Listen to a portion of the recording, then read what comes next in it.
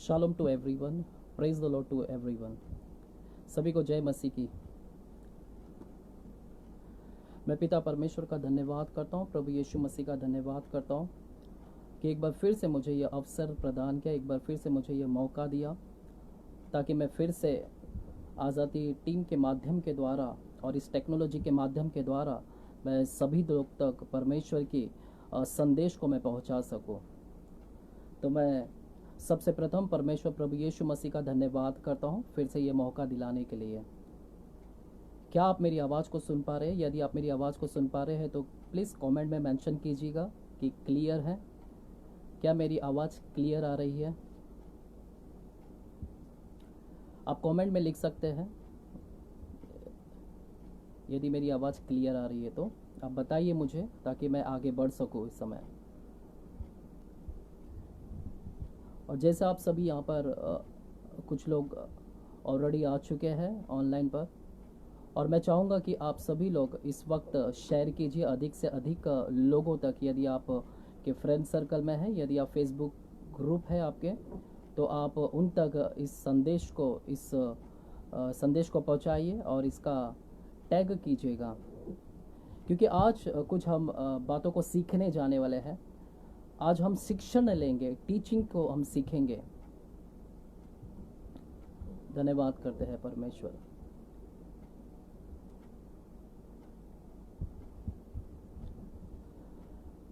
प्रभु यीशु मसीह का धन्यवाद हो कि प्रभु अक्सर बारंबार हम भजन संहिता में पढ़ते हैं। भजन संहिता में दाऊद भजनकार एक शब्द को बोलता है।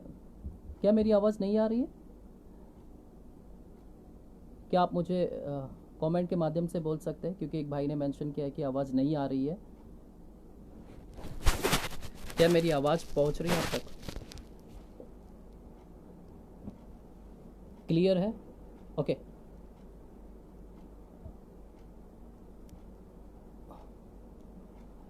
ब्रदर जॉन, क्या आप मेरी आवाज़ को सुन पा रहे हैं? क्या मेरी आवाज़ क्लियर आ रही है? क्योंकि एक भाई ने मुझसे कहा कि आपकी वॉइस क्लियर नहीं आ रही है, बाकी कुछ लोग ने कहा कि क्लियर आ रही है। तो आप मुझे okay, thank you John brother, thank you brother John कि आपने वापस से इस मौका को, अवसर को दिया मुझे, ताकि मैं इस प्लेटफॉर्म के माध्यम से, ताकि लोगों तक मैं परमेश्वर के संदेश को मैं पहुंचा सकूं।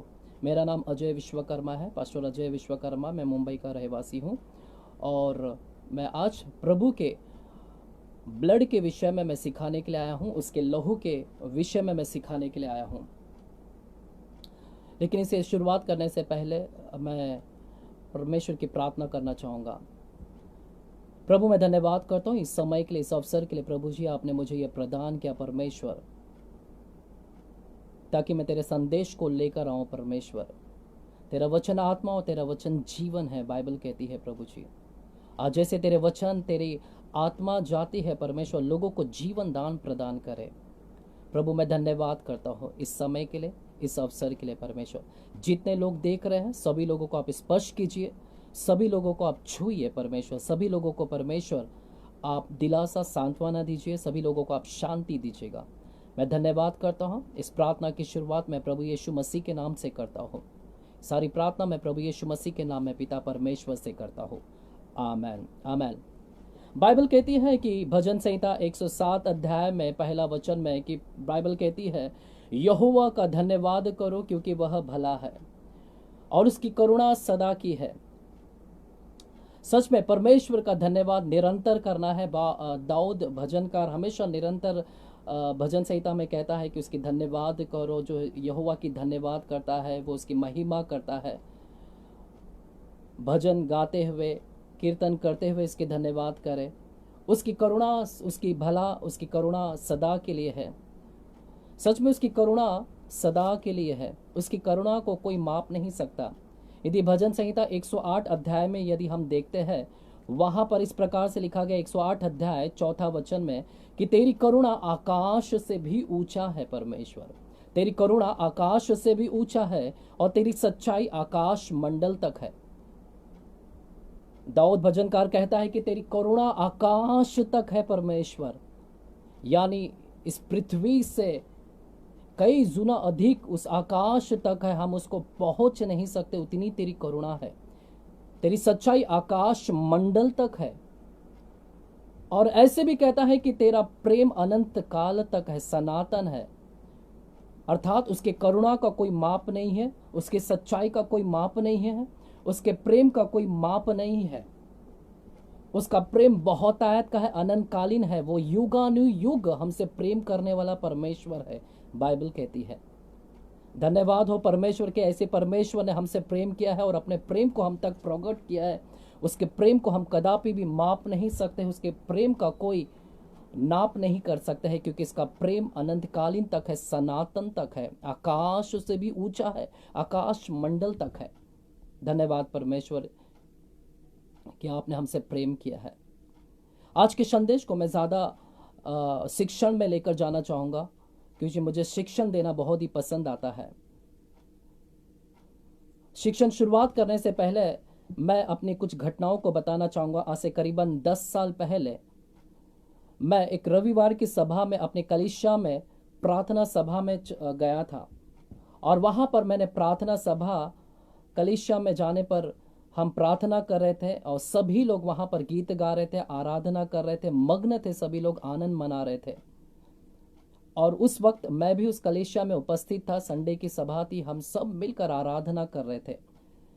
पास्टर जी वहाँ पर प्रचार कर रहे थे।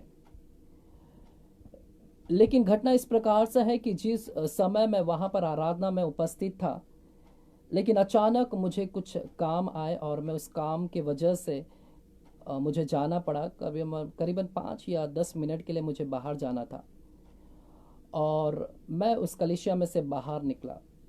जैसे मैं कलीसिया से बाहर निकलता हूँ, वहाँ पर मैं एक व्यक्ति को उपस्थित देखता हूँ। उस कलीसिया के बाहर एक व्यक्ति खड़ा है और वो व्यक्ति कोई और नहीं, मेरा परिचित व्यक्ति था। वो व्यक्ति मेरा मित्र था, खास मित्र था।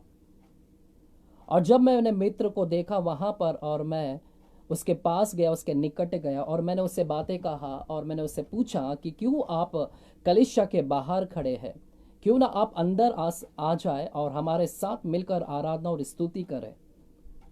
मैं उस भाई से, अपने मित्र से बात कर रहा हूँ और मैं उससे यह भी कह रहा हूँ कि मित्र, तुम्हारे सारे परिवार तो कलीसिया में आए हुए हैं, क्यों तुम बाहर खड़े? तुम भी आए और अपने परिवार के साथ में आनंद बनाए और परिवार के साथ में प्रभु की आराधना करें। हालांकि मेरा दोस्त, मेरा मित्र विश्वासी नहीं था, उसका पूरा परिवार विश्वास में था, परंतु मेरा मित्र विश्वास में नहीं था, वो विश्वासी नहीं था। और मैं उसे विवश कर रहा हूँ, मैं उसे लगातार वार्तालाप कर रहा हूँ कि आई और अंदर आओ, कलीसिया के अंदर, और उपस्थित हो जाओ और आराधना करें। लेकिन जैसे जैसे मैं उससे वार्तालाप कर रहा हूँ, बातचीत कर रहा हूँ, मैं देख रहा हूँ वहाँ पर कि मेरे मित्र का चेहरा मुझे उदासीन दिख रहा है। मेरे मित्र का चेहरा कोई तेज नहीं है, अंधकार से भरा हुआ है, निराशाजनक से है, खामोशी छाई हुई इसके चेहरे के ऊपर, कोई आनंद नहीं था, उसके चेहरे पर कोई रौनक नहीं था। मैं बात तो कर रहा हूँ लेकिन साथ ही साथ अनुमान लगा रहा हूँ कि इसके अंदर खुशी नहीं है, उसके अंदर कोई आनंद नहीं है, उसके अंदर कोई मग्न नहीं है। और मैं बातचीत करते करते मैं अंदर ही अंदर सोच रहा हूँ कि ये कलीसिया के बाहर रहकर ये एकदम निराश में है, लेकिन कलीसिया के अंदर जितने भी लोग हैं सभी लोग आनंद कर रहे हैं और मग्न हो रहे हैं, सभी लोग उत्साह मना रहे हैं, सभी लोग वहाँ पर चेहरे पर रौनक है। लेकिन मेरा दोस्त जो कलीसिया के बाहर, उसके चेहरे के ऊपर निराशा है। और मैं अंदर ही अंदर सोच रहा हूँ कि काश ये भी अंदर होता तो कितना अच्छा होता और ये भी आनंद बनाता। अब क्या कारण है कि कलीसिया के बाहर में जो व्यक्ति खड़ा है उसके अंदर निराशा है, लेकिन कलीसिया के जो अंदर है उनके अंदर हंसमुखता है, वे हंस रहे हैं, आनंद मना रहे हैं, उनके चेहरे पे रौनक है। ये दो डिफरेंट मुझे वहां पर नजर आ रहे थे, दो अंतर स्पष्ट हो रहे थे। कारण यह है कि कलीसिया के अंदर जितने भी लोग हैं वे आनंद इसलिए मना रहे हैं क्योंकि वे प्रभु के निकट थे। और मेरा जो मित्र था वो प्रभु के निकट से काफी दूर था, वो कलीसिया के बाहर था। लेकिन जो मेरे कलीसिया में जितने भी लोग थे वे सभी लोग आनंद मना रहे थे। इसलिए भजन संहिता कहता है, यदि आपने पवित्र शास्त्र लिया है तो इस समय पवित्र शास्त्र की किताब भजन संहिता 16वें अध्याय और 11वां वचन की ओर गौर कीजिएगा। भजन संहिता 16वां अध्याय 11वां वचन इस प्रकार से कहता है कि तेरे निकट आनंद की भरपूरी है परमेश्वर, तेरे निकट आनंद की भरपूरी है। हाँ, कलीसिया में जितने भी लोग थे वे परमेश्वर के निकट थे उस समय, इसलिए वहां पर आनंद थी, वहां पर बहुतायत का आनंद था। लेकिन जो मेरा मित्र कलीसिया के बाहर है उसके अंदर आनंद नहीं था। ये अंतर हमें जानने की बहुत आवश्यक है। जितने लोग परमेश्वर के निकट है, जितने लोग परमेश्वर के निकट आएंगे उनके उनके पास आनंद होगा, क्योंकि बाइबल ही कहती है, पवित्र शास्त्र कहती है कि तेरे निकट आनंद की भरपूरी है। मेरे प्यारो, परमेश्वर के इर्द गिर्द, परमेश्वर के नजदीक आनंद ही आनंद है। और जितने लोग उस आनंद को प्राप्त करना चाहते हैं उतनों लोगों को उस परमेश्वर के निकट आने की आवश्यकता होगी। आपको आनंद चाहिए है, बहुतायत की आनंद चाहिए है, तो परमेश्वर के निकट आने की आवश्यकता है। यदि आप परमेश्वर के निकट आओगे तो ही आपको आनंद मिलेगा। यदि आप यदि कोई व्यक्ति के अंदर आनंद नहीं है, इसका यह मतलब है कि वो व्यक्ति काफी दूर है परमेश्वर से, वो परमेश्वर के निकटता में नहीं है, वे परमेश्वर के नजदीक नहीं है। परमेश्वर के नजदीक में जितने लोग आएंगे, परमेश्वर के निकटता में जितने लोग आएंगे, उतने लोग आनंद को प्राप्त करेंगे। लेकिन मेरा मित्र परमेश्वर से काफी दूर था, कलीसिया की निकटता से दूर खड़ा था। मेरे प्यारो, परमेश्वर की निकटता में ही आनंद की भरपूरी है, इसलिए ज्यादा से ज्यादा हो सके तो हम उससे संगत में आए और आनंद को प्राप्त करें। यदि जो व्यक्ति उसके निकटता से दूर हो जाता है, उसके पास आनंद नहीं है। इसलिए रोमी की पत्रिका 3 अध्याय 24वां वचन इस प्रकार से कहता है कि सब ने पाप किया है और परमेश्वर की महिमा से वंचित है, परमेश्वर की महिमा से रहित है। इसका यह मतलब है कि वे लोग दूर है, परमेश्वर की महिमा से दूर है, परमेश्वर से निकटता से दूर है। वे लोग ही दूर है जिनके अंदर पाप है, जो पाप से भरे हुए है। सब ने पाप किया है, बाइबल कहती सब ने पाप किया और परमेश्वर की निकटता से दूर है। अर्थात ये पाप ही है जो दूर लेकर जाती है लोगों को। हालेलुया। मैं धन्यवाद करता हूं परमेश्वर का कि परमेश्वर ने हमें अपने नजदीक लेकर आया है। यीशु मसीह के द्वारा हम उसके निकटता में आते हैं, परमेश्वर के निकटता में पहुंचते हैं। यीशु मसीह के किए हुए कार्य के द्वारा हम परमेश्वर के निकटता में आए हुए हैं। हालेलुया, धन्यवाद करता हूं। और पाप की वजह से लोग दूर हो गए हैं, निकटता से काफी दूर है, क्योंकि बाइबल ही कहती है सब ने पाप किया और परमेश्वर की महिमा से दूर हो चुके, काफी दूर हो चुके हैं। मेरा मित्र उस वक्त दूरिया में था, परमेश्वर की निकटता में नहीं था, क्योंकि वो दूर महसूस कर रहा था अपने आप को। और जब मैंने उससे पूछा और वार्तालाप करते करते उसने अंतिम में एक बात मुझसे कहता है कि वो जो जगह है, कलीसिया है, वो पवित्र स्थान है, परमेश्वर की उपस्थिति है, परमेश्वर की पवित्रता उसके अंदर विराजमान होती है। मेरा मित्र कहता है कि मैं पापी हूं, मैं अभागा हूं, मैंने बहुत से बुराई की है, मेरे अंदर छल और कपट है, मैं बहुत सा अभागा हूं, पाप है, बुराई है, मैंने लोगों को चीट किया है, गद्दारी किया है, इसीलिए मैं परमेश्वर की कलीसिया के अंदर नहीं आ सकता हूं, क्योंकि प्रभु का स्थान पवित्रता के स्थान है। मेरा दोस्त अपने आप को, मित्र मेरा जो है अपने आप को कोस रहा था, मेरा मित्र अपने आप को दोष लगा रहा था कि मैं पाप से भरा हुआ है, और पाप की वजह से वो परमेश्वर की निकटता में आने के लिए कतरा रहा था, वो नहीं आ रहा था। वो अपने आप पर दोष लगाया जा रहा था कि मैं दोषी हूं, मैं पापी हूं, मैंने बुरा किया है, मैंने गलत किया है, इसलिए मैं परमेश्वर की निकटता में नहीं जा सकता। देखिएगा मेरे प्यारो, परमेश्वर की निकटता में आने के लिए पाप उसको रोक रही थी। परमेश्वर की निकटता में आने के लिए वो अपने आप को दोष, उसको रुकावट पैदा कर रही थी। दोष, वो अपने आप को दोष लगाया जा रहा है, उसके अंदर एक बात आ रही है कि दोषी हूं मैं, दोषी हूं मैं। सुनिएगा मेरे प्यारो, यूहन्ना 3 अध्याय और 16वां वचन और 17वां वचन क्या कहता है क्योंकि परमेश्वर ने जगत से ऐसा प्रेम किया कि उसने अपना इकलौता पुत्र दे दिया, ताकि जो कोई उस पर विश्वास करे वे नाश ना हो परंतु अनंत काल का जीवन को प्राप्त करे। देखिएगा, परमेश्वर ने जगत में यीशु मसीह को भेजा है, इसलिए भेजा है ताकि जगत पर वो दंड की आज्ञा ना दे। परमेश्वर ने यीशु को जगत में दंड देने के लिए नहीं भेजा था। परमेश्वर ने यीशु मसीह को दोष लगाने के लिए नहीं भेजा था। अर्थात मेरा यीशु मसीह जो इस धरती पर आया है वो दोष नहीं लगाता है, और मेरा मित्र अपने आप पर दोष लगा रहा है, और दोष उसके लिए रुकावट पैदा हुई थी जो परमेश्वर की निकटता में नहीं आने दे रही थी। एक समय हम भी थे ऐसा ही, एक समय हम भी अपने आप को दोषी करार कर रहे थे, पाप से भरे हुए थे, और पाप हमारे लिए रुकावट पैदा हुई थी, हम परमेश्वर के नजदीक नहीं जा पा रहे थे। लेकिन प्रभु यीशु मसीह का धन्यवाद हो, वो कहता है कि मैं दोष लगाने के लिए नहीं आया हूं।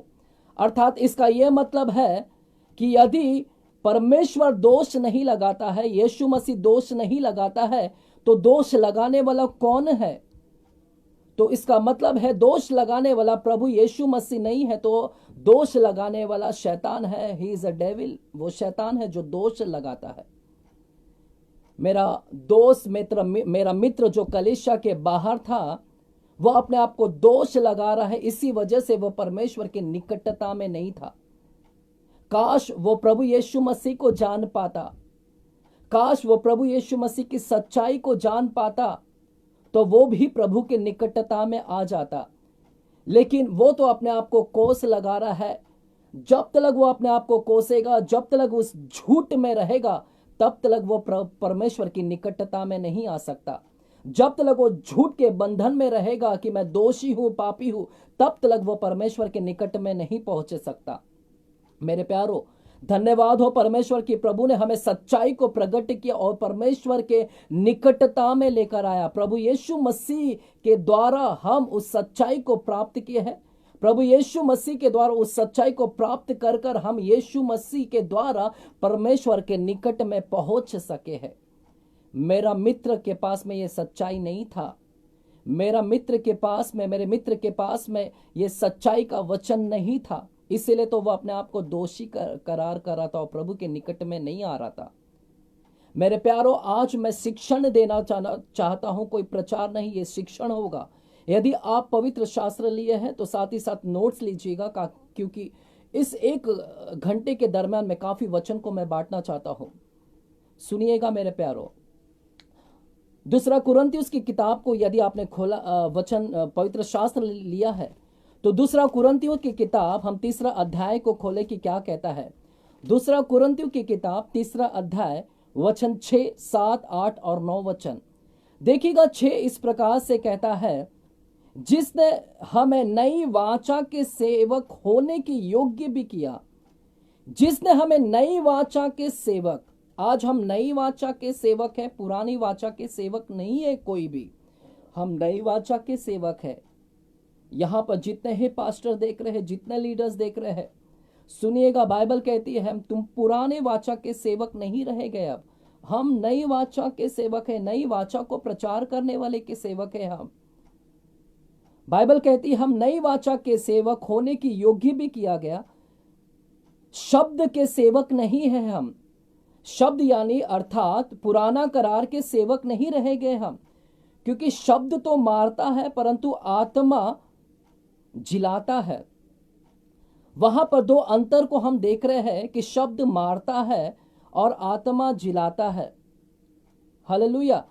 मेरा दोस्त, मेरा मित्र, वो पुराने करार में था, वो पुरानी वाचा में था। पुरानी वाचा हमेशा दोष लगाती है, नई वाचा जिलाने की बात करती है। शब्द मारता है लेकिन आत्मा जिलाता है। प्रभु का धन्यवाद हो कि आज हम नए वाचा में आ चुके हैं, नए वाचा के सेवक हम नए वाचा में आ चुके हैं, और नई वाचा हमें जीवन को प्रदान की है। नए वाचा के द्वारा हम परमेश्वर के निकटता में पहुंच सके हैं यीशु मसीह के द्वारा। क्योंकि पुराना वाचा, बाइबल कहती 7वां वचन, यदि मृत्यु की वह वाचा, पुराना वाचा तो मृत्यु की वाचा है, परंतु 8वां वचन कहता है आत्मा की वाचा, नया वाचा आत्मा की वाचा है, नए वाचा जिलाने की वाचा है, नए वाचा स्पिरिट से भरा हुआ वाचा है। 9वां वचन कहता है, जब दोषी ठहराने वाली वाचा, पुरानी वाचा दोष करार करने वाली वाचा थी, जब दोषी ठहराने वाली वाचा तेजोमय थी, तो धर्मी ठहराने वाली वाचा और भी तेजोमय क्यों ना होगी। मैं दो अंतर को बताना चाहता हूं मेरे प्यारों। पुरानी वाचा के विषय में बाइबल कहती कि पुरानी वाचा तो शब्द की वाचा थी जो मारती है, पुरानी वाचा तो मृत्यु की वाचा थी, पुरानी वाचा तो दोष लगाने वाली वाचा थी। यदि वो मृत्यु की वाचा है, दोष लगाने की वाचा है, वो मारने वाली वाचा है, तो साथ ही साथ बाइबल कहती है नई वाचा तो जिलाने वाली वाचा है, नई वाचा तो धर्मी ठहराने वाली वाचा है, नई वाचा आत्मा की वाचा है।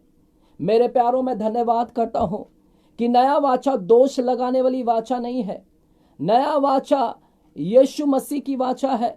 इसीलिए बाइबल कहती है यूहन्ना 3:16 वचन की परमेश्वर ने अपने पुत्र को जगत में इसलिए नहीं भेजा ताकि वो दोष लगाए। मेरा प्रभु यीशु मसीह नई वाचा का परमेश्वर, वो दोष नहीं लगाता है। मैं धन्यवाद करता हूं परमेश्वर का कि परमेश्वर ने हमें नई वाचा में लेकर आया है।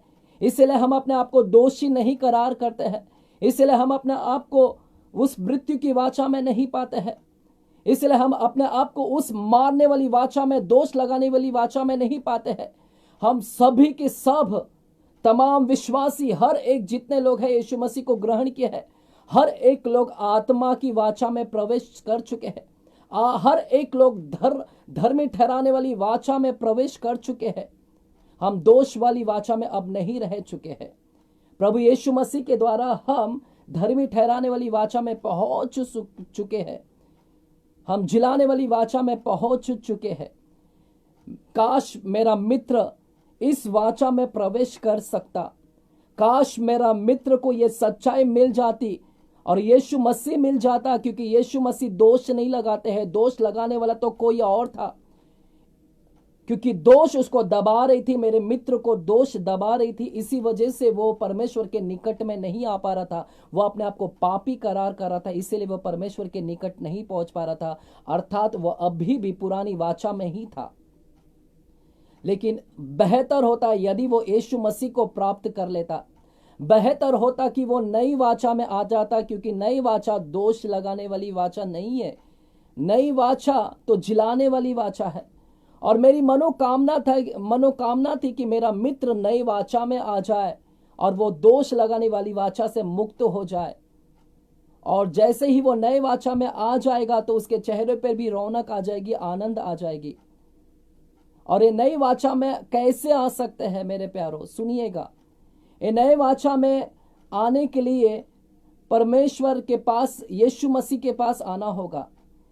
इसीलिए बाइबल कहती है, यशाया कहता है 6वां अध्याय, अगर यशाया की किताब 6वां अध्याय को खोलेंगे 5वां वचन में, बाइबल कहती है कि यशाया जैसे स्वर्ग की ओर अपने आंखें उठाता है और उसने स्वर्ग को खुला हुआ देखता है और देखता है कि भवन उसके धुओं से भर गया है, और जैसे ही देखता है भवन धुएं से भर गया है, बाइबल कहती है कि यशाया कहता है, हाय मैं तो अभागा मनुष्य, मैं तो नष्ट हुआ, मैं अशुद्ध होठों वाला मनुष्य हूं।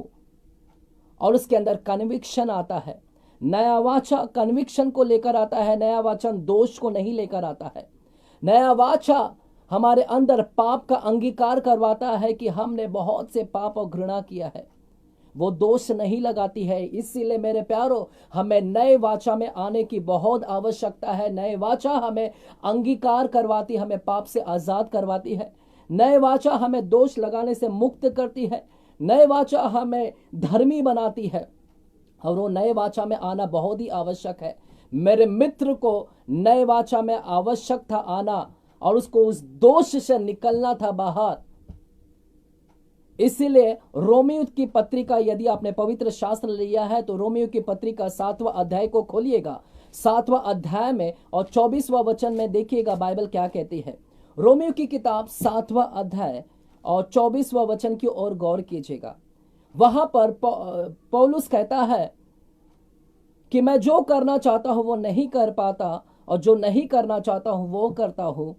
अर्थात जो करने वाला मेरे अंदर, वो मैं नहीं बल्कि वो पाप है जो मेरे अंदर बसा हुआ है।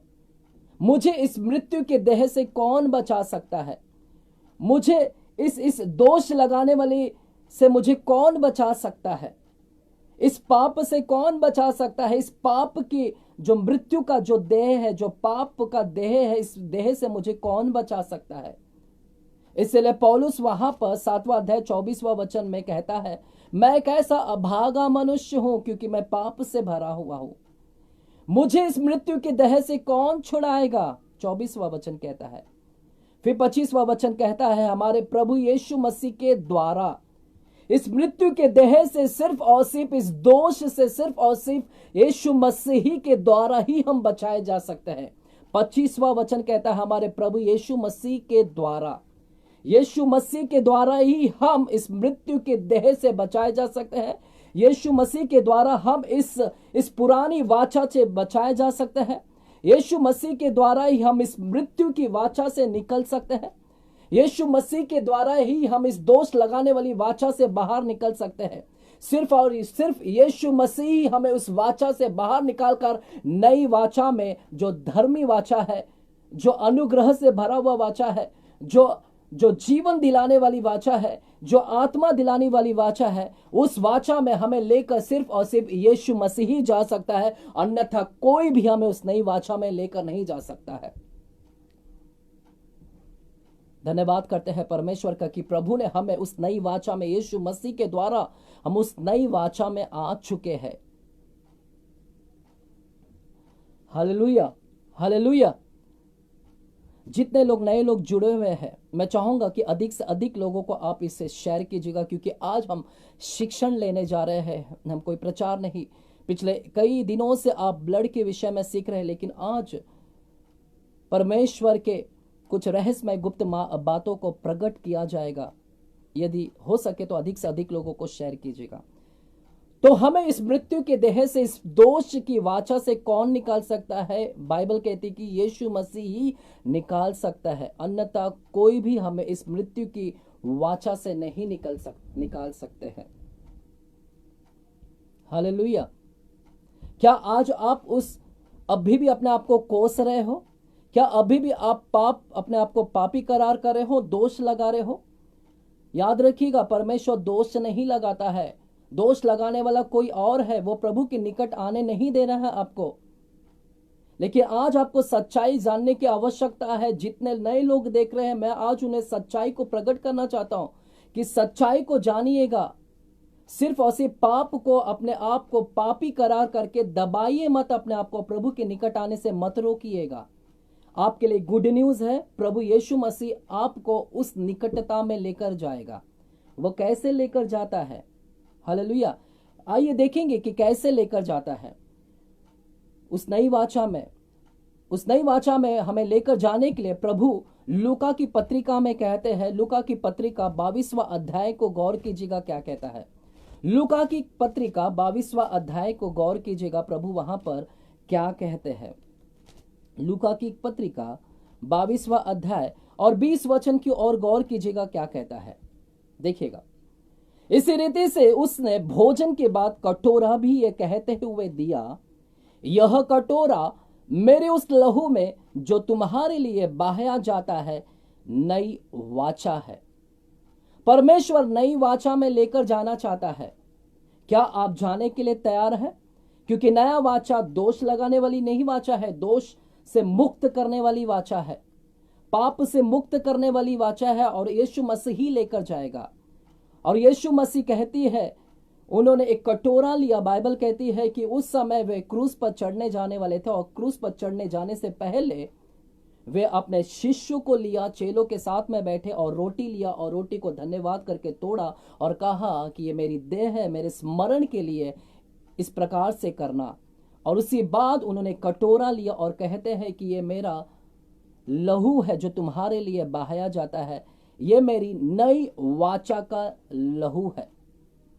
मेरे प्यारो ध्यान दीजिएगा, परमेश्वर नई वाचा के विषय में यहां पर बात कर रहे हैं। प्रभु यीशु मसीह ने अपने सेवकाई में कभी भी नई वाचा के विषय में कभी भी जिक्र नहीं किया है। यह पहली बार है जब वो नई वाचा के विषय में बात कर रहे हैं। अन्यथा उनकी सेवकाई में उन्होंने नई वाचा के विषय में कदापि उन्होंने बात नहीं किया, लेकिन ये पहली बार नई वाचा के विषय में बात कर रहे हैं। और जब ये नई वाचा के विषय में बात कर रहे हैं कि मेरी नई वाचा है, लेकिन उसका रिलेट वे कह रहे संदर्भ में वे अपने लहू को जुड़ा रहे हैं। नई वाचा में लेकर जाना चाहते हैं, लेकिन नई वाचा के संदर्भ में अपने लहू के विषय में भी बता रहे हैं। क्यों लहू के विषय में अब बता रहे हैं परमेश्वर? नई वाचा का लहू से क्या लेना देना है? क्यों परमेश्वर नई वाचा को लहू से उसके संदर्भ में जोड़ता है? नई वाचा को अपने लहू के संदर्भ में क्यों जोड़ता है? उसके पीछे कुछ तो महत्व होगा, उसके पीछे तो कुछ रहस्य होगा। नई वाचा में जाने के लिए परमेश्वर अपने लहू के विषय में बता रहे हैं।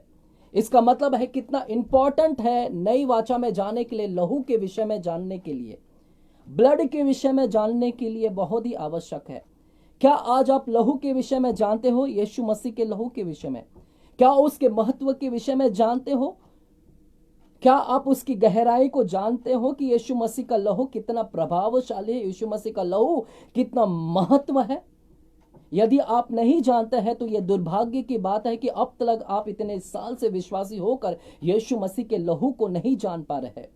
लेकिन मैं आपको कहना चाहता हूं कि स्वर्ग इसे वंचित नहीं है। स्वर्ग में इसके विषय में बारंबार जिक्र किया जाता है। स्वर्ग इसको बहुत ही महत्व देती है। हेवेंस बहुत ही महत्व देती है यीशु मसीह के लहू को।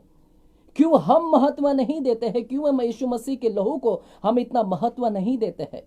परंतु स्वर्ग उसको महत्व देती है, वे उसकी महत्वता को जानती है, क्योंकि यीशु मसीह के लहू के द्वारा हम उसके नई वाचा में प्रवेश कर सकते हैं और करते हैं। और स्वर्ग उसको बड़ी बखूबी से जानती है उस महत्व को। अगर आपने पवित्र शास्त्र लिया है, देखिएगा स्वर्ग बारंबार प्रभु यीशु मसीह के लहू के विषय में जिक्र करती है। यदि प्रकाशित वाक्य की किताब 5वें अध्याय को खोलेंगे, देखिएगा 5वें अध्याय में इस प्रकार से कहता है, मुहरबंद पुस्तक और मेमना के विषय में वहां पर जिक्र किया गया है। स्वर्ग इसकी महत्वता को जानती है। यीशु मसीह नई वाचा के विषय में बात करते हैं, लेकिन नई वाचा के विषय में बात करते हैं तो उसको लहू के संदर्भ में जोड़ते हैं। क्यों यीशु मसीह इसको लहू के विषय में, अब नई वाचा को लहू के विषय में से क्यों संदर्भ में जोड़ रहे हैं, वो हमें जानने की आवश्यकता है, जिसको बखूबी स्वर्ग जानती है। देखिएगा 5वां अध्याय प्रकाशित वाक्य क्या कहता है।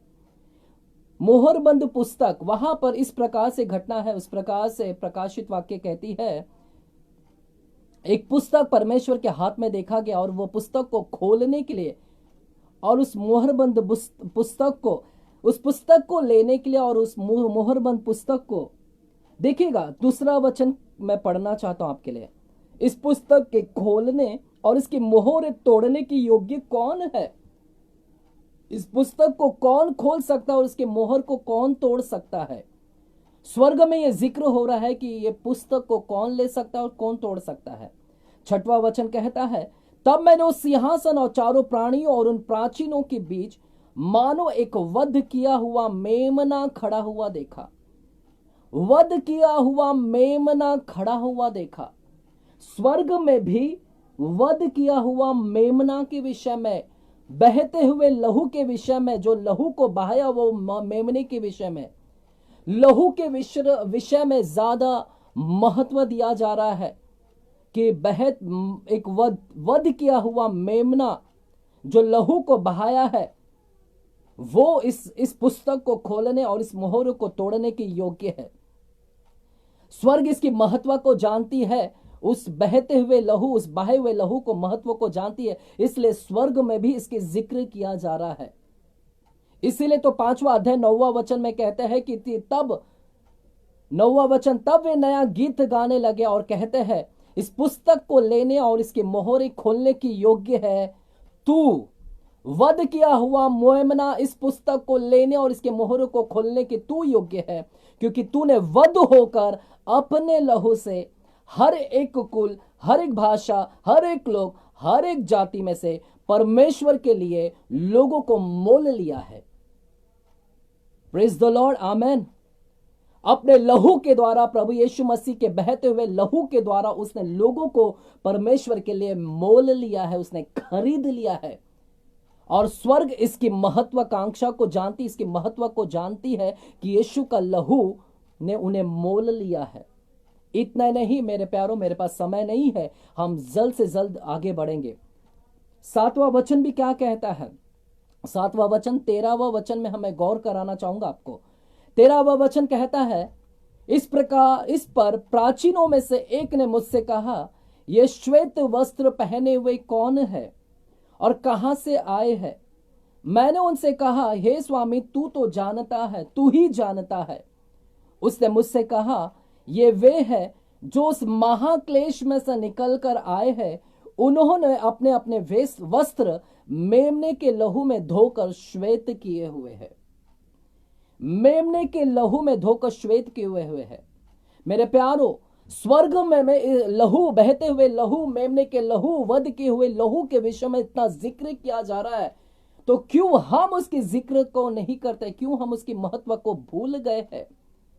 यदि स्वर्ग में इसके बारंबार उसके महत्व को बताया जा रहा है, लहू के विषय में महत्व को बताया जा रहा है, वहां पर इस प्रकार से कहता है कि यूहन्ना प्रकाशन देखने वाला वो कहता है कि ये श्वेत वस्त्र पहने हुए कौन है? तब वहां पर प्राचीनों में से एक कहता है कि वे लोग हैं जो महाक्लेश में, जो महासंकट में से निकल कर आए हुए हैं। उन्होंने अपने अपने वस्त्र मेमने के लहू में धोकर श्वेत हुए किए हैं। ये मेमने के लहू से धुले गए, मेमने के लहू से शुद्ध किए गए हैं और वे महासंकट से बाहर निकले गए हैं। स्वर्ग मेमने के लहू के विषय में बात करती है, स्वर्ग उसके विषय में जिक्र करती है। क्यों हम उसके विषय में जिक्र नहीं करते? क्यों उसके महत्व को नहीं जानते हैं? क्यों स्वर्ग उसको महत्व इतना दे रही है? क्यों स्वर्ग मेमने के लहू को इतनी महत्वता देती है? क्योंकि वे जानते हैं कि लहू का मूल्य कितना है, लहू का मूल्य कितना है, लहू का वैल्यू कितना है। आज हमें भी जानने की आवश्यकता है कि लहू का वैल्यू कितना है, लहू का मूल्य कितना है। यह स्वर्ग बहुत ही अच्छी तरह से जानती है। और यीशु मसीह कहते हैं कि ये मेरी नई वाचा का लहू है और इस लहू के द्वारा ही तुम उस नई वाचा में प्रवेश कर सकते हो।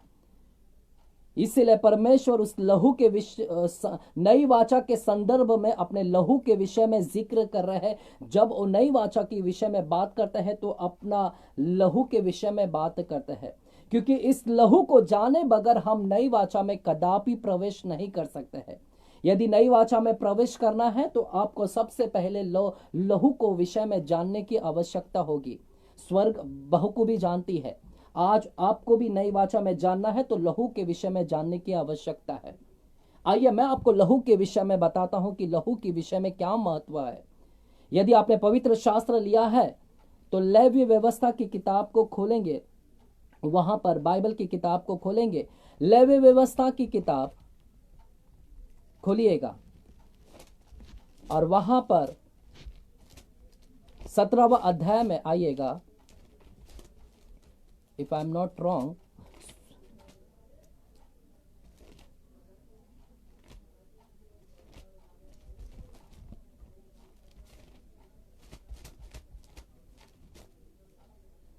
यस, 17वां अध्याय लेवी व्यवस्था की किताब 17 अध्याय और 11वां वचन में आएंगे।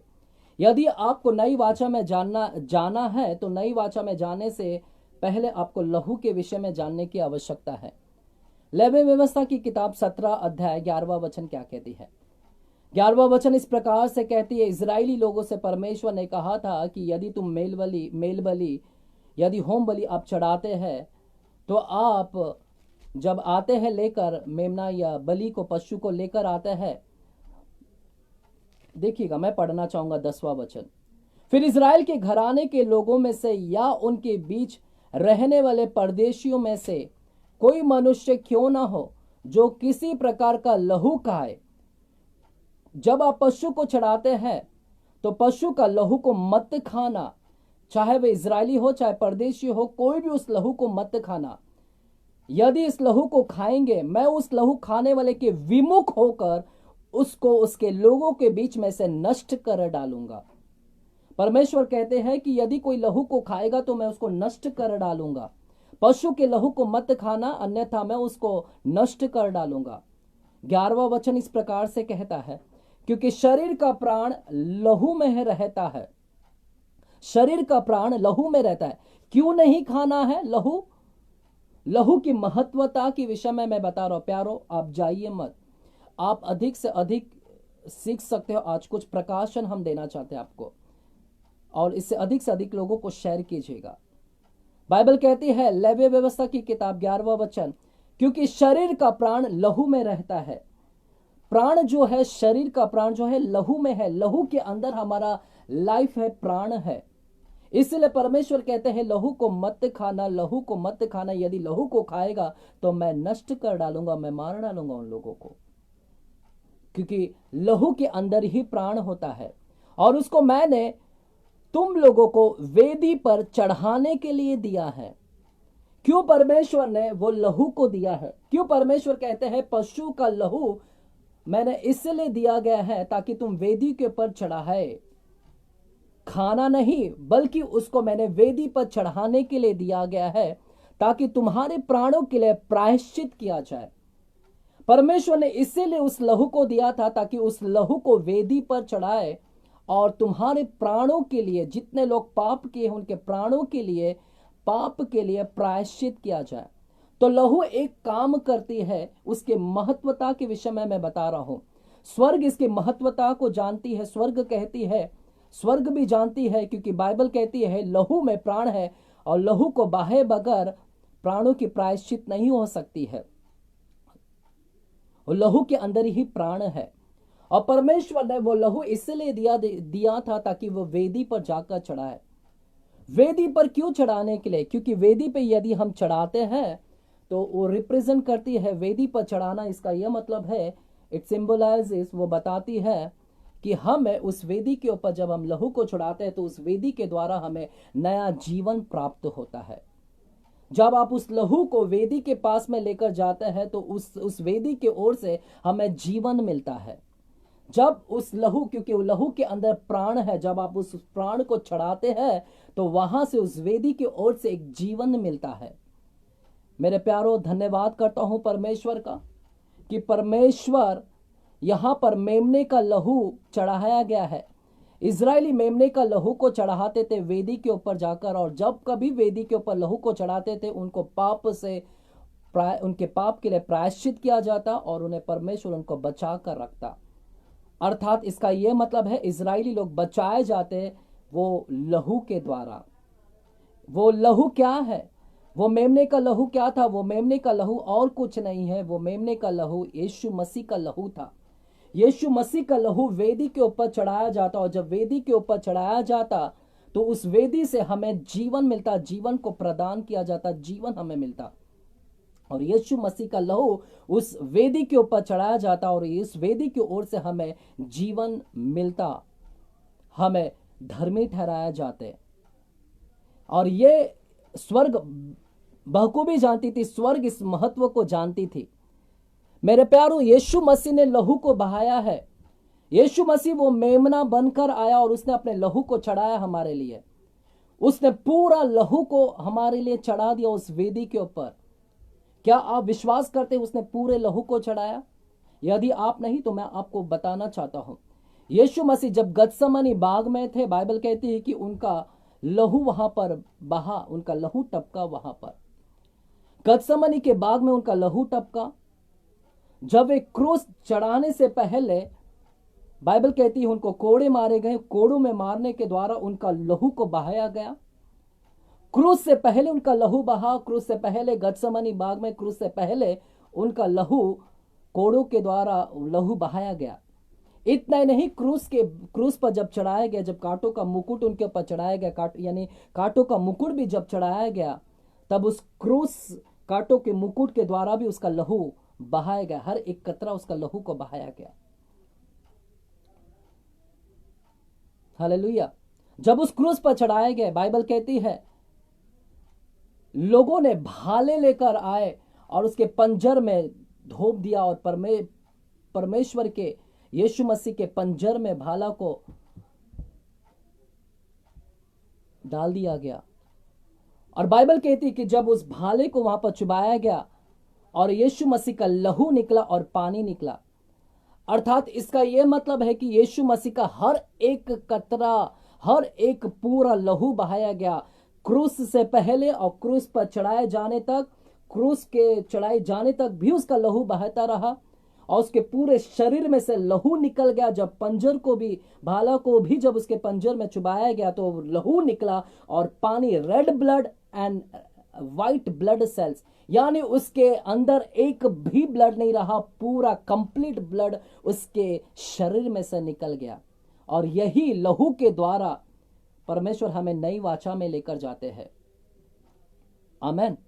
इसीलिए स्वर्ग इसके महत्व को जानती थी कि लहू कितना मूल्य है, कि और यीशु मसीह ने उस लहू को वेदी के ऊपर चढ़ाया। उसने अपने पूरे शरीर का लहू को बहा दिया, रेड ब्लड सेल और व्हाइट ब्लड सेल, पूरा उसने ब्लड को बहा दिया।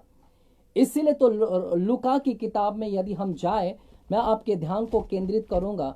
लूका की किताब में जाएंगे तो आप वहां पर 24वां अध्याय को देखिएगा। 24वां अध्याय को, सच में यीशु मसीह ने अपने पूरे लहू को बहाया है। मेरे पास 15 मिनट है, मैं जल्द से जल्द खत्म करना चाहूंगा। देखिएगा, यीशु मसीह ने पूरे लहू का कतरा को बहाया है। लूका की किताब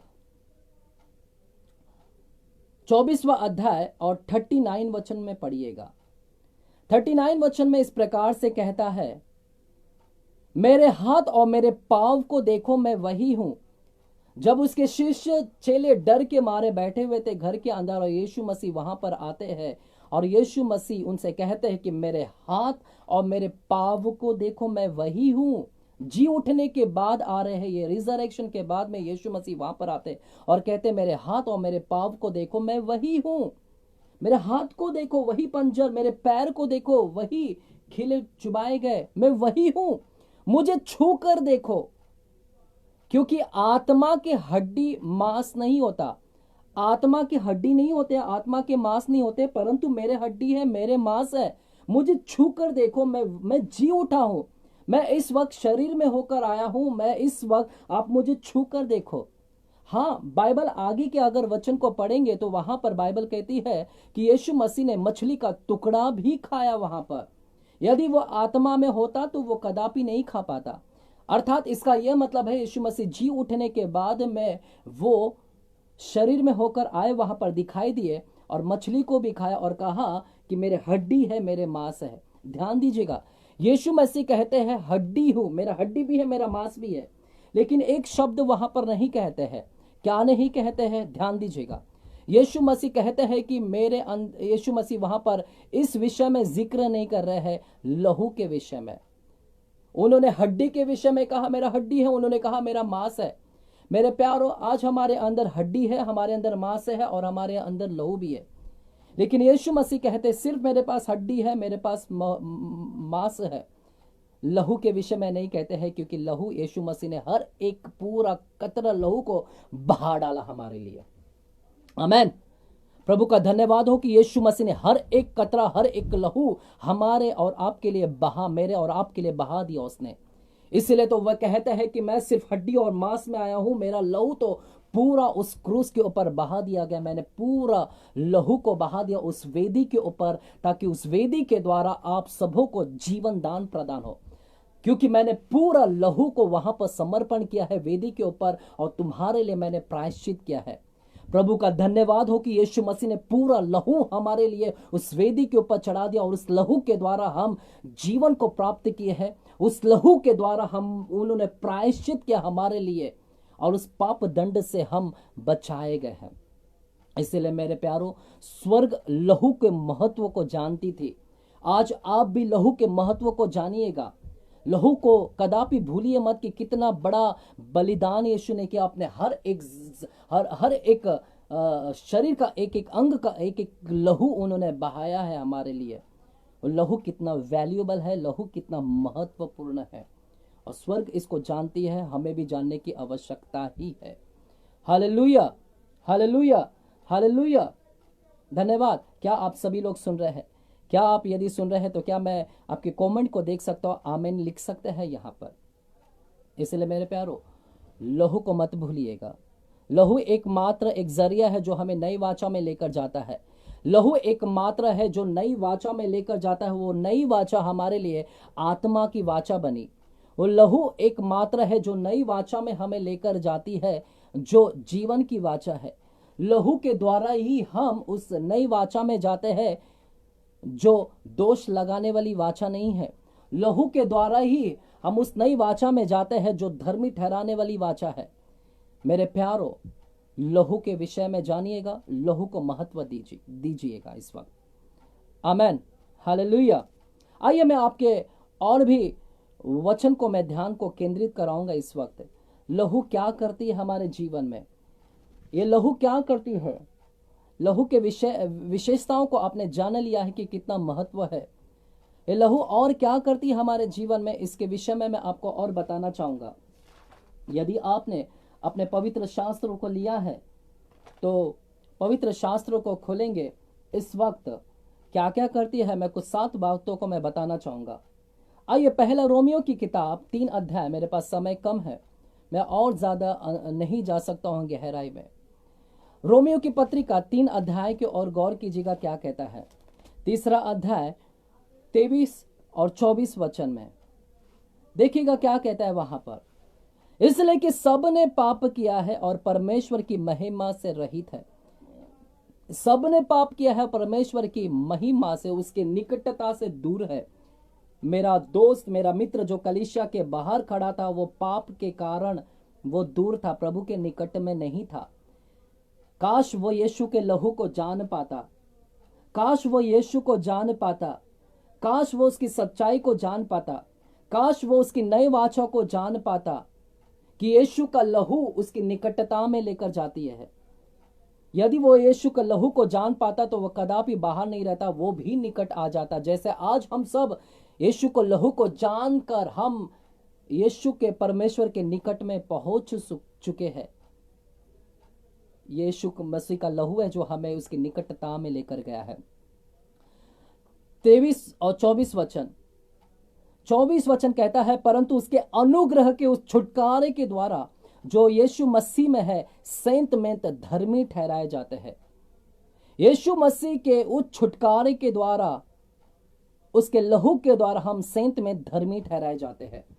मेरे प्यारो, यीशु मसीह के लहू के द्वारा हम धर्मी ठहराए जाते हैं। We are righteous in front of God. हम परमेश्वर के नजदीक में एक राइचियस बनाए गए हैं सिर्फ और सिर्फ यीशु मसीह के लहू के द्वारा। अपने आप को पापी मत करार कीजिए, अपने आप को दोष मत लगाई है। परमेश्वर की नई वाचा कन्विक्शन की वाचा है, वो अंगीकार कराने वाली वाचा है। वो हमें कन्विक्शन लेकर आती है, बल्कि दोष नहीं लगाती है। क्या आप उस कन्विक्शन वाचा में जाना चाहते हो? यदि जाना चाहते हैं तो यीशु मसीह को लहू को स्वीकार करना होगा, और वो यीशु मसीह ही का लहू ही हमें नई वाचा में लेकर जाएगा। और वह यीशु मसीह का लहू हमें धर्मी बनाकर उसके निकटता में लेकर जाएगा। और जैसे हम उसके निकटता में जाएंगे, बाइबल कहती है उसके निकट आनंद की भरपूरी है। तब हम उसके निकट में जाने के बाद आनंद को प्राप्त करेंगे। पहली बात, यीशु मसीह का लहू हमें धर्मी ठहराता है। दूसरी बात को मैं गौर कराना चाहूंगा इस समय, क्योंकि इसकी शुरुआत भी मैंने ऐसे ही किया था। आइए, इफिसी की पत्रिका, मेरे पास ज्यादा समय नहीं है, इफिसी की पत्रिका को खोलिएगा जल्द से जल्द। इफिसी की पत्रिका इस समय 2 अध्याय को खोलेंगे इस समय।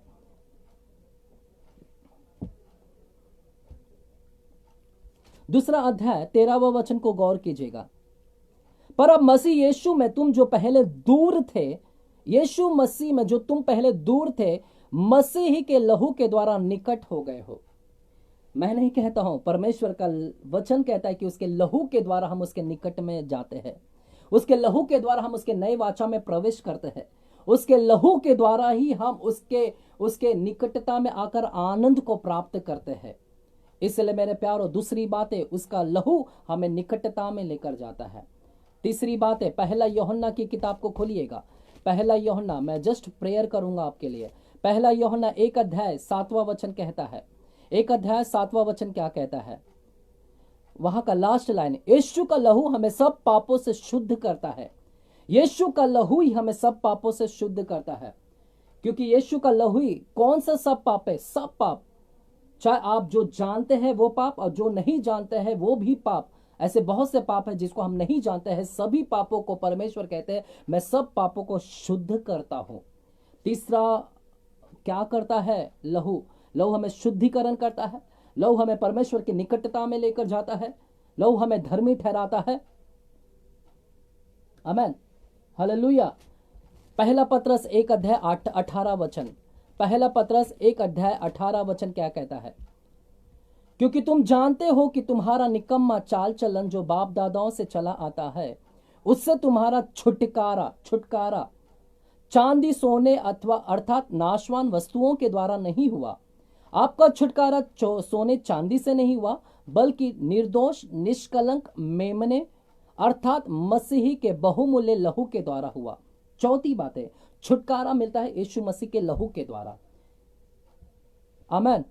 वो हमें रिडीम करता है, वो हमें धर्मी ठहराता है, वो हमें सभी पापों से शुद्ध कराता है, वह निकटता में लेकर जाता है, वो हमें मोल लेता है, परमेश्वर के लिए हमें खरीद लेता है शैतान के हाथों से। आमेन, धन्यवाद करते हैं। और वो हमारे लिए प्रायश्चित का कारण करता है और परमेश्वर के क्रोध को शांत करता है, जो हमने लेवी व्यवस्था की किताब में भी देखा हमने कि वो लहू प्रायश्चित का काम करता है। आइए प्यारो, इस समय मैं प्रार्थना करना चाहूंगा आप सभी के लिए। इस समय प्रभु, मैं जितने लोग भी इस समय देख रहे हैं प्रभु, आज तेरे ब्लड के विषय में हमने जाना है, तेरा यीशु, तेरा लहू कितना महत्व है परमेश्वर। आप सभी को नई वाचा में लेकर जाना चाहते हैं प्रभु। परमेश्वर का पुत्र जगत में इसलिए नहीं आया ताकि जगत पर वो दोष लगाए, क्योंकि परमेश्वर नए वाचा का सेवक है। परमेश्वर प्रभु यीशु मसीह तो नए वाचा को लेकर आया है, और नई वाचा दोष लगाने वाली वाचा नहीं, दोष लगाने से मुक्त करने वाली वाचा, धर्मी ठहराने वाली वाचा, आत्मा से भरी हुई वाचा, जीवन प्रदान करने वाली वाचा। प्रभु मैं धन्यवाद करता हूं कि आपने नई वाचा को लेकर आया है, और उस नई वाचा में हम सभी को प्रवेश करवाया है आपके लहू के द्वारा। आप हमारे लिए प्रायश्चित ठहराए गए, आपने संपूर्ण लहू को अपने वेदी के ऊपर चढ़ा दिया। और बाइबल कहती है उसी यीशु मसीह को, इब्रानी 13वां अध्याय में कहता है, उसी यीशु के लहू को देखकर परमेश्वर ने यीशु को जिलाया। परमेश्वर ने लहू को देखकर, यीशु के लहू को देखकर यीशु को जिलाया भी। आज यीशु का लहू हमें जिलाने की काम करती है, यीशु का लहू हमें निकट लेकर जाने की काम करती है। जितने लोग परमेश्वर के निकट में हैं वे आनंद को पाते हैं। प्रभु हम धन्यवाद करते हैं इस समय जितने लोग भी हैं, जितने लोग अपने आप को पापी करार करे, दोषी करार करे हैं, आज उन्होंने सच्चाई को जाना है, आज उन्होंने तुझे जाना है कि यीशु मसीह का लहू उन्हें निकटता में लेकर जाती है। इस वक्त वे अंगीकार कर, अपने मुंह से अंगीकार करे प्रभु यीशु को प्रभु जानकर, और मन में विश्वास करे कि परमेश्वर ने उसे मृतकों में से जिलाया है, निश्चय उनका उद्धार होगा। होने दे, आज इनका उद्धार होने दे, होने दे, आज इनकी बीमारी दूर हो जाए, आज होने दे इनकी चंगाई मिले परमेश्वर। Let your protections comes on them, father God. प्रभु आप इनको हील करें, आपका लहू छिड़कते हैं प्रभु। धन्यवाद करते हैं जितने लोग सुने हैं परमेश्वर, ये वचन इनके अंदर बना रहे, ये वचन इनके अंदर कार्यान्वित करे, ये वचन उनको जिलाए परमेश्वर। लहू उनके जीवन में कार्य करे, पश्चाताप करे। धन्यवाद करते हैं, सारा आदर गौरव महिमा स्तुति प्रशंसा हम आपको देते हैं। Be healed in the name of Jesus. प्रभु आप सभी से प्रेम करता है, प्रभु की भलाई सदा के लिए है, प्रभु की करुणा सदा के लिए है। निश्चय उसके लहू को कदापि ना भूलिए। रोज हर दिन अगर आनंद को प्राप्त करना चाहते हैं, यदि रोज आपको बहुतायत की आनंद चाहिए है, तो रोज आपको लहू को स्वीकार करना होगा, रोज आपको लहू को अंगीकार करना होगा। उसी लहू के द्वारा हम उस निकटता में जाएंगे और आनंद को प्राप्त करेंगे। प्रभु यीशु मसीह आपको आशीषित करे, यीशु के नाम में मैं प्रार्थना करता हूँ। आमेन, आमेन, आमेन।